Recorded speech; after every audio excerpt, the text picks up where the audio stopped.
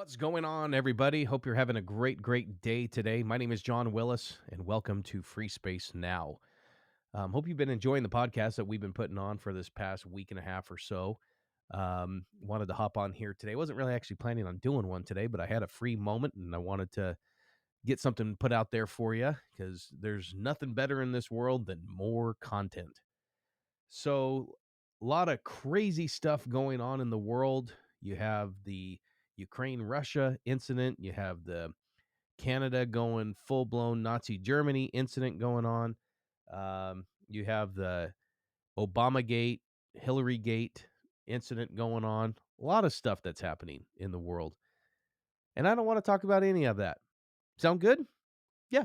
I really don't want to talk about politics today. I want to talk about parenting. So, for those of you that don't have any kids, you're probably going to tune out, and I apologize, but I want to talk about parenting and raising children in 2022 and what that's actually like and what it should be like. Because our kids, they're really being exposed to a lot of crazy, ugly, just bad stuff at a very young age. Um, if you look at the type of media that the kids have nowadays, now growing up, I was raised in the 80s. I was born in 81. I just turned 40 this past year. And so I've started drinking Metamucil. Got to get the fiber intake. I'm starting to worry about my cholesterol. Um, but I was raised in the 80s. And when you were a kid in the 80s, what did we have every Saturday morning? We had Saturday morning cartoons.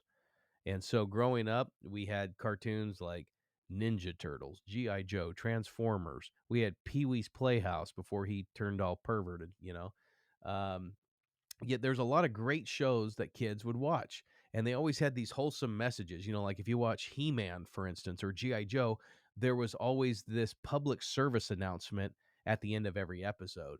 So, like, for instance, if you're watching He-Man, which if you ever go back and watch He-Man now, I have questions, but we're not going to get.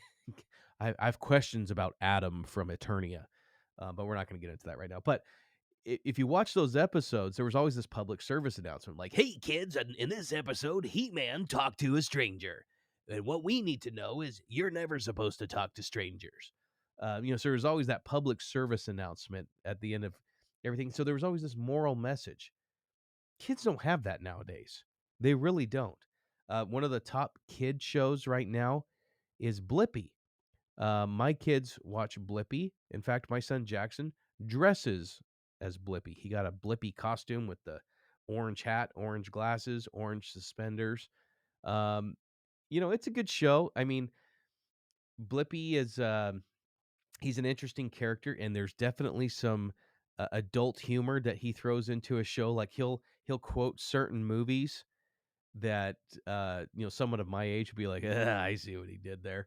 Um, but for the most part, he's just acting like a kid. It's like, hey kids, let's go learn about monster trucks. Okay. And then, he does his little thing with monster truck. He's acting like a kid. It's very entertaining for children. But you look at some of the other kid shows that are out there, even stuff that you see on Disney Plus or Nickelodeon or whatever, there's really no substance behind it. And granted, growing up as kids, I mean, heck, we had Voltron and GI Joe, or it was just you go kill the bad guys. Now, and I do have to say this. One of my biggest gripes with the cartoons today is there's nothing cool. If you were raised in the 80s or the early 90s, Thundercats. Ho! You had Thundercats. You had Voltron. You had Transformers, G.I. Joe. These were awesome. Or X-Men. Remember the X-Men cartoon? Awesome show. Now, kids have superheroes like Catboy, Gecko, Owlette. Yeah, it's a girl dressed as an owl, and you have Catboy. Like, oh man, my house is on fire. I wish Catboy was here to save me. Yeah, yeah. The cats that we had when I was a kid were the Thundercats, and they were ripped, and they had the sword, and it was awesome. They don't have that nowadays. Okay. So I look at the media that the kids are being exposed to right now, and there's all this social justice stuff that's being exposed to children at a very, very young age. In fact, on Disney, you parents really have to be careful on what their kids are actually watching. There's a cartoon, I can't remember the name of it, but one of the main characters is a transgendered cartoon. And so it's a boy dressed as a girl, and kids are being exposed to that at a very young age. We've also seen in the education system, in public education, where we've seen comprehensive sex education be introduced to kids as young as kindergarten. So it's 5 years old, and they're being exposed to very, very graphic types of sex, including anal sex. Yeah, very young age, 5 years old. I have twin 4-year-olds and a 7-year-old. You think I want them exposed to that? Heck no. I still want them believing in Santa Claus. I still want them believing in the tooth fairy. I want them to be innocent and pure. They don't need to be exposed to this. And what society is trying to tell these kids, or trying to condition us into thinking, is that gender no longer matters, and that these kids need to be hypersexualized starting at the age of 5. What are the ramifications of that? Well, to be exposed to such graphic sex at such a young age, these kids become desensitized to pornography. They become desensitized to pedophilia. They become desensitized to the thought of abortion. And, when they start experimenting, when they hit puberty, if the parents don't teach them values and teach them about abstinence and that type of thing, these kids are going to get in trouble and they may get pregnant. And where's Planned Parenthood going to get their business from? These kids. And so it's interesting that Planned Parenthood is the one that has been funding and really helping produce this comprehensive sex ed.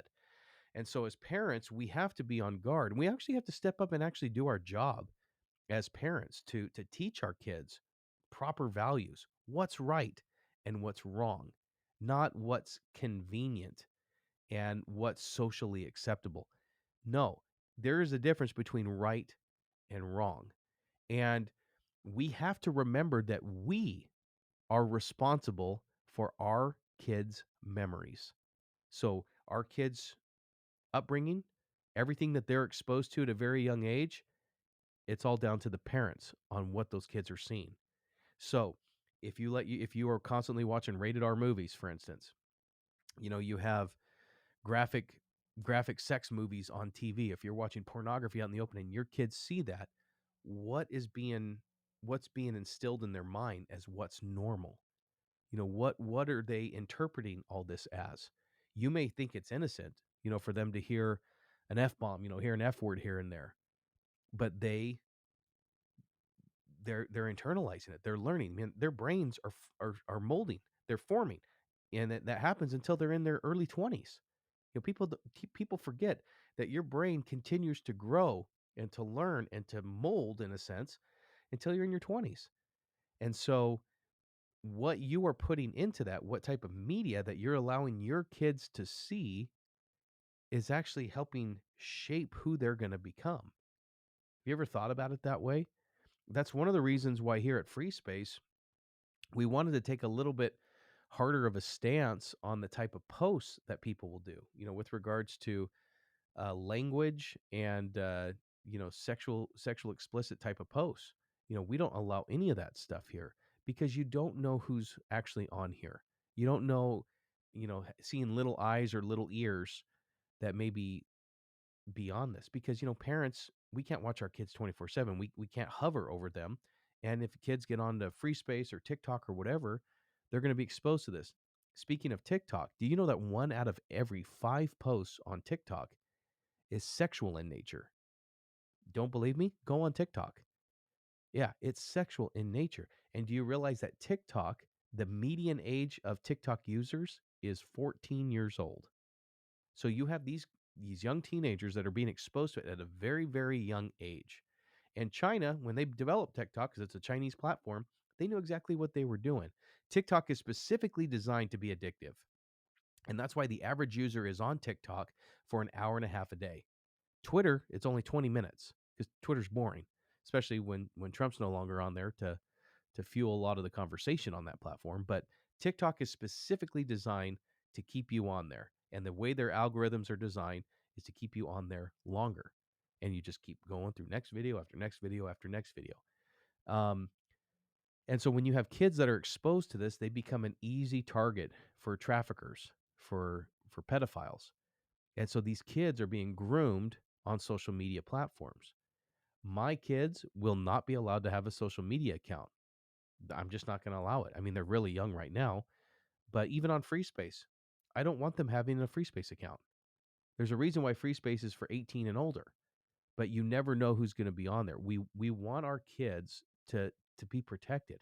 And this is a decision that my wife and we made, and I'm not telling you how to raise your kids. I'm just telling you what we do and what we feel is right. Because our kids, this world is not getting any better.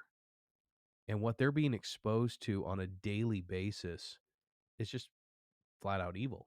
It really is. And so when you think of what has been normalized just in the past 10 years, um, what, like for instance, gay marriage, that was, Obama back in 2008, he was against gay marriage. And now gay marriage is completely normal. We don't think twice about it. Transgenderism, that was something that was considered extreme 10 years ago. Now it's part of the norm. What's next? What is the next thing that's going to be normalized? The next thing that's going to be normalized is pedophilia. They've already started. They call it minor attracted persons. In fact, Twitter allows minor attracted person groups, they call them maps, allows those pages and accounts to be on Twitter. And so that's now starting to be normalized. They do it a little bit at a time. And so this is where we have to protect our kids. Most people don't realize that a majority of trafficking, the grooming for trafficking, occurs on social media, where these traffickers will reach out to these younger kids and start grooming them, and then eventually figure out a way to meet up with them, and then that's when they kidnap them. Social media is very dangerous for kids. And we as parents have to be very wary of what they are watching and viewing. Like, for instance, we have deleted YouTube off of all the iPads in our house and even our Apple TV. We've taken YouTube off of there because there are videos that even YouTube Kids that will sneak in there that are very inappropriate for kids to see. And so, um, as parents, we have to take a stand.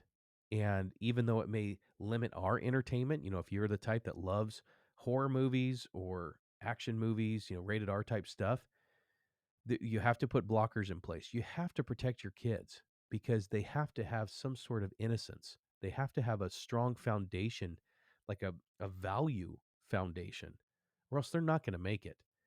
The way society is raising kids right now is specifically designed for them to fail in society. It's designed for them to not be individuals, to think like a collective hive, to not have any morals or values. It's specifically designed for them to fail individually. And so we have to do a better job as parents. We really do. I am in no way a perfect father. I've got 4 kids. They're all under the age of 7. My oldest is 7, my youngest is 2, and I got 4-year-old twin, boy-girl twins. Life is busy. Um, let's just say if power were ever to go out, my kids would figure out a way to generate the entire state of Arizona with the amount of energy that they have. It's exhausting, folks, and it's constant. Um, but more props to my wife because she can handle it. For me, I'm just like, holy cow, what is going on with these kids? And how does my son keep climbing on everything? How the heck did he get up there? I mean, it's daily, folks, daily. Um, but it's when you're looking at what they're dealing with, what these kids are being exposed to. I mean, our kids right now, I think this generation, they're. I look at my 2-year-old. She knows how to work an iPhone. She called me twice this morning.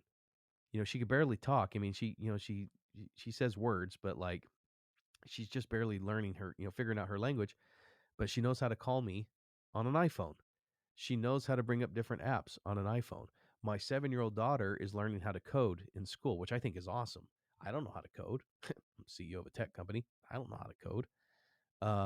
But she's learning that now. And these are all different things that are becoming the norm for kids. Stuff that I never thought was possible when I was a kid are now the norm now. The difference is you have parents that are completely absent, that are relying on schools and teachers to raise their kids, and parents aren't really stepping up to set boundaries to help their kids live boundary centered lives. Parents aren't doing that anymore, and they need to. Parents need to get back to basics. And I think so often, and I know I fall into this trap, so I'll be the first one to admit, when I don't feel like, you know, doing my job as a dad, I turn on the TV or I'll give them an iPad. And I need to stop that. I think we all do, because what that does is it really limits their growth. And so what I'm trying to do as a parent is I'm trying to spend more time with my kids, when I do have time, to go to the park or to play sports with them, or teach them music. Like we're getting ready to move into our new house right now, and I'm looking forward to having a little bit more room where we can have a piano, so I can start teaching my oldest daughter Chloe how to play the piano. She also wants to learn how to play ukulele and guitar. That's one thing I look forward to teaching her. Now that her hands are a little bit bigger and she can start playing. Um, but these are skills that these kids they need to have. I mean, like what do piano skills have? Well, if you learn music, you're actually better at mathematics, because there's a correlation between the two. And I think we can't afford to be lazy as parents anymore. I think we have to be more on guard more than anything nowadays, because society and culture in general is specifically designed to attack the family, the traditional family. It's designed to attack the individualistic nature of humanity. And I look at my oldest daughter, her name's Chloe. She is probably one of the most empathetic, kind, funny, and artistic girls I've ever seen. And there's an innocence about her. And I remember there's been several times throughout the years where I'm thinking, I want to cherish this for as long as I can, because I know it's not going to last. I know eventually the world is going to get to her, where she's going to start getting sassy to me, or she's not going to want to hang out with daddy anymore. She's going to want to go hang out with her friends, or, like I'm not going to be cool anymore. One of the things that I always tell my daughter is I say, "You're my best friend." And she always says, "You're my best friend, daddy." When she was little, and I still do it to this day, every night that I kiss her goodnight, I always say, "Daddy loves you so much. I hope you know that." And because these kids need to hear that. And I have so many great memories with her and my other kids. And I just, I, I don't look forward to that day when all that will stop. I saw this quote once that said, um, there's a point in every parent's life where they stop holding their kids, like carrying their kids. And Chloe, she's 7 years old now. And gosh, I used to carry her in my arms, used to carry her around on my shoulders at Disneyland. Um, and now she's tall. I mean, she's almost as tall as my wife. And I'm like, man, what has happened to my baby Chloe? Because time moves quick. And so I go back to what I was saying earlier. We are responsible for our kids' memories. What type of memories are we helping our kids generate? What type of foundation are we building for our kids? Is this foundation a strong foundation like we read in the Bible? Is it built upon sand, or is it built upon rock? And I know when it was talking, in the Bible, we're different context, but it's what I'm talking about here is what type of foundation are we building with our kids? Are we building a strong Christian centered, or whatever religion you are, a strong valued based foundation with our kids? Or are we letting the world raise them? And I'll tell you this right now, if you let the world raise them, they're doomed. The best chance our kids have are the chances that we give them as parents. Um, I'm grateful for being a dad. I've always wanted to be a dad. Best job I've ever had. I've had many jobs, started many companies over the years, had a lot of successes, but the most successful thing I've ever done is become a dad. And I wouldn't change that for the world. There's nothing better, no better feeling that I have than when I get home after a very long day, or if I get home from a road trip where I'm, flying to Texas or wherever, and I walk through that front door and I hear "Daddy," and I just get these little arms wrapped around me. That's the best feeling in the world. And it's also the greatest responsibility that I could ever have. I heard it said once, if you want to judge the success of a man, don't look at his bank account. Look how he raises his kids. And I hope I can be viewed as a very successful man. So, ladies and gentlemen, I want to thank you for your time. Uh, that's all I really wanted to talk about today. So, enjoy your time with your kids. If you don't have kids, go get married and have them. It's the best thing in the world, best decision you'll ever make. Share this video with your friends. Download FreeSpace. Share the word about what we're doing here because we are trying to do something different. So, thank you, everyone, and I hope you have a great, great day.